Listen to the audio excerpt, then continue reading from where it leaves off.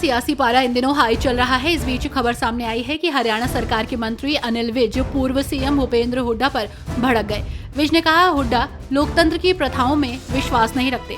जब वे मुख्यमंत्री थे तब भी किसी को बोलने नहीं देते थे, अब भी कहते हैं कि किसी को बोलने नहीं दूंगा। तानाशाही प्रवृत्ति भूपेंद्र सिंह हुड्डा में है। जिसमें तानाशाही प्रवृत्ति हो उसका प्रजातंत्र के मंदिर विधानसभा में क्या काम। कांग्रेस नेता प्रमोद तिवारी ने एक बार फिर भाजपा पर हमला बोलते हुए कहा कि बीजेपी संस्थाओं का दुरुपयोग कर रही है, खासकर निर्वाचन आयोग, सीबीआई और ईडी का। उन्होंने न्यायपालिका पर पूरा भरोसा जताया और कहा कि जब तथ्य सामने आएंगे तब सही जवाब देंगे। तिवारी ने ये भी कहा कि राहुल गांधी की जाति जनगणना की मांग का वो समर्थन करते हैं और बीजेपी को इसे लागू करना चाहिए। आम आदमी पार्टी ने पंजाब में बड़ा संगठनात्मक बदलाव किया है। दिल्ली के पूर्व उप मुख्यमंत्री मनीष सिसोदिया को पंजाब का प्रभारी नियुक्त किया है, जबकि सत्येंद्र जैन को सह प्रभारी बनाया गया है। ये बदलाव ऐसे समय में किया गया है जब लुधियाना में पश्चिम विधानसभा सीट पर उपचुनाव होने जा रहा है। शिवसेना यूबीटी नेता संजय राउत ने कहा कि भाजपा ने पहले औरंगजेब का मुद्दा उठाने की कोशिश की, लेकिन वे असफल रहे और अब वे अपनी हार छिपाने के लिए दिशा सालेयान का मामला उठा रहे हैं। उन्होंने कहा कि आपको 5 साल पहले दिशा सालेयान के माता पिता द्वारा दिए गए बयानों को देखना चाहिए, जिसमें उन्होंने कहा था कि वे भाजपा नेताओं के दबाव में थे। राउत ने आगे कहा, राज्य सरकार युवा नेता आदित्य ठाकरे से डरी हुई है। बीआरएस एमएलसी के कविता के नेतृत्व में बीआरएस एमएलसी ने आज राज्य सरकार के खिलाफ तेलंगाना विधान परिषद में विरोध प्रदर्शन किया।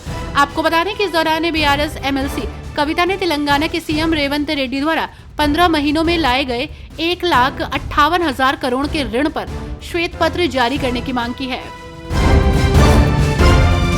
नागपुर की घटना पर बोलते हुए राजस्थान के पूर्व सीएम और कांग्रेस नेता अशोक गहलोत ने सरकार से राष्ट्रहित में काम करने का आग्रह किया। उन्होंने कहा, मैं सत्ता में बैठे लोगों से आग्रह करता हूं कि राष्ट्रहित सबसे महत्वपूर्ण है। हमें लोगों को जाति और धर्म के आधार पर नहीं बांटना चाहिए। हम सभी को एक दूसरे के साथ सद्भाव से रहना चाहिए।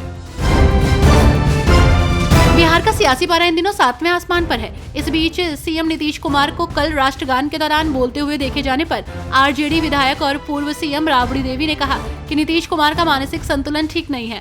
हम मांग करते हैं कि अगर उनका दिमाग काम नहीं कर रहा है तो उन्हें अपने बेटे को मुख्यमंत्री बनाना चाहिए। एक्स ग्रोक विवाद पर बोलते हुए कांग्रेस सांसद मनीष तिवारी ने सरकार के रुख पर सवाल उठाए। उन्होंने कहा कि ये सरकार ट्रम्प प्रशासन की तारीफ करने और किसी तरह उसका पक्ष लेने की कोशिश कर रही है। इसलिए इन परिस्थितियों में ट्रम्प प्रशासन श्री एलन मस्क द्वारा चलाया जा रहा है। क्या आपको लगता है कि भारत सरकार ग्रोक के मामले में एक्स को नोटिस देने की हिम्मत करेगी? हनी ट्रैप की कोशिश के आरोपों पर कर्नाटक के मंत्री डॉक्टर एमसी सुधाकर ने कहा कि हनी ट्रैपिंग एक गंभीर मुद्दा है। उन्होंने कहा कि बहुत से लोग इसका दुरुपयोग कर रहे हैं। उन्होंने कहा कि ये एक गंभीर मुद्दा है, चाहे सत्ताधारी हो या विपक्षी दल के सदस्य। आम जनता, बहुत से लोग इसका दुरुपयोग कर रहे हैं और सम्मानित लोगों से भारी मात्रा में उगाही करने और उन्हें इस सब चीजों में फंसाने की कोशिश कर रहे हैं। केंद्रीय कृषि मंत्री शिवराज सिंह चौहान ने कहा कि कल संसद में कृषि और कृषि कानूनों तथा किसानों पर चर्चा होनी थी। उन्होंने कहा, देश के विकास के लिए चर्चा महत्वपूर्ण होती है। हम चाहते हैं कि विपक्ष इस विषय पर सकारात्मक इनपुट दे और चर्चा में सहयोग करे, लेकिन दुर्भाग्य से विपक्ष ने संसद में हंगामा किया और कृषि और किसानों पर चर्चा रोक दी। मैं उनसे अनुरोध करता हूं कि वे आज चर्चा होने दें।